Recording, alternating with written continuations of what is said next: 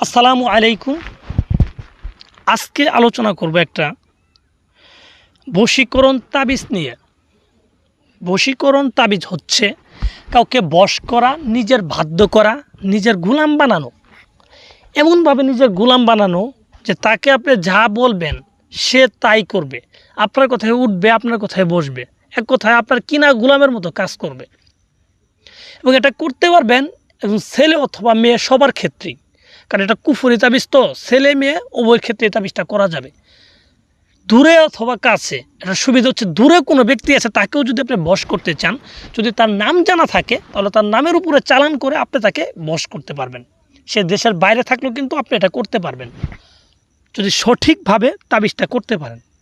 তো ভিউয়ার্স, কবিরাজির জগতের ভিতরে সবচেয়ে কঠিন কোনো কাজ থাকলে সেটা হচ্ছে কাউকে বশ করা। একজন মানুষ আর একটা মানুষের মনের ভিতরে ঢুকা বা তাকে নিজের মতো করে চলানো, নিজের আয়ত্তে তাকে আনা, এটা কখনোই সহজ কাজ না।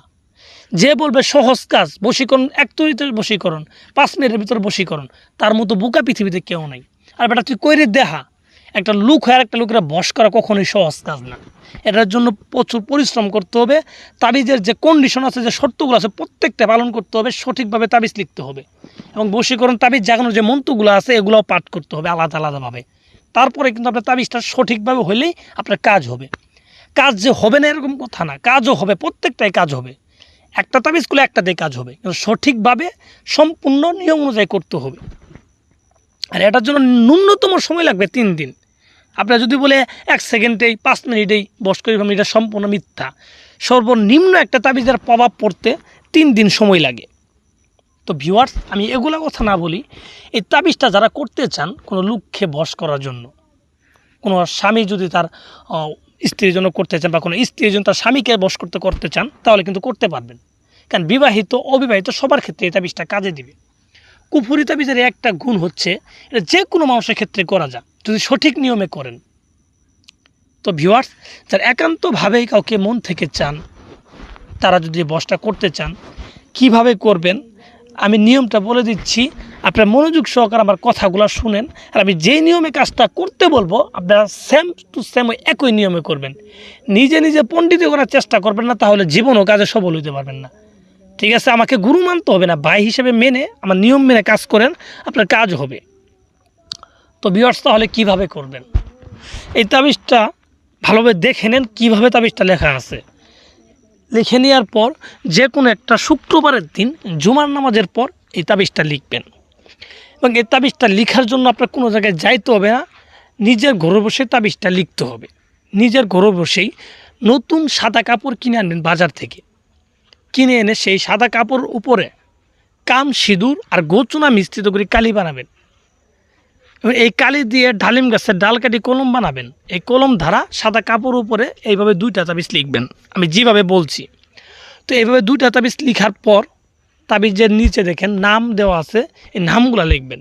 প্রথমত ছেলের নাম প্রথম, তারপর ছেলের বাবার নাম, তারপরে মেয়ের নাম, মেয়ের মায়ের নাম। ছেলে করুক বা মেয়ে করুক, ছেলের নাম আগে দিবেন, ছেলের নাম, ছেলের বাবার নাম, মেয়ের নাম, মেয়ের মায়ের নাম। এভাবে 2টা তাবিজ এই নামগুলো সঠিকভাবে লিখবেন। তো নামগুলো সঠিকভাবে লিখার পরে আপনি তাবিজ দুটাকে ভালোভাবে পল্টাবেন।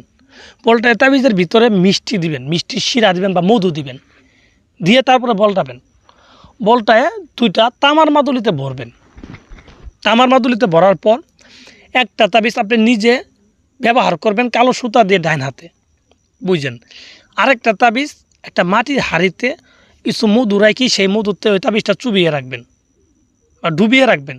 ডুবিয়ে রাখি কালো কাপড় দিয়ে পেঁচিয়ে আপনি যেখানে থাকেন, যেই রুমে থাকেন সেই রুমে যে কোনো একটা জায়গায় মানে টাঙ্গায় রাখবেন বা ঝুলিয়ে রাখবেন। এইভাবে 2টা তাবিজের কাজ যখন সম্পন্ন করবেন, করার পর প্রত্যেক দিন আপনার শোয়ার পূর্বে এই তাবিজটাকে আপনি দেখবেন, ওই হাঁড়িটাকে আপনি দেখবেন।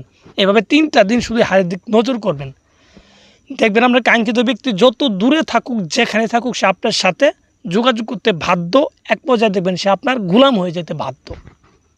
তো বলছে আগেই সঠিকভাবে যেইভাবে বলা আছে ওইভাবে লিখতে হবে, কোনো রকম পণ্ডিতি করলে কাজ হবে না, বুঝলেন। এইভাবে যদি কষ্ট করে একটা তাবিজ লেখেন একটাতে কাজ হবে, আর সহজভাবে আপনি 1000টা করলেন আপনার কাজ হলো না, তাহলে তো আপনার লাভ নেই। আপনার কষ্ট হোক, একটা তাবিজ কষ্ট করে লেখেন, কাজ হয়ে যাবে একটা তাবিজেই। তো ভিউয়ার্স, আশা করি আমার কথা বুঝতে পারছেন। আমি যেইভাবে বলছি এইভাবেই করেন।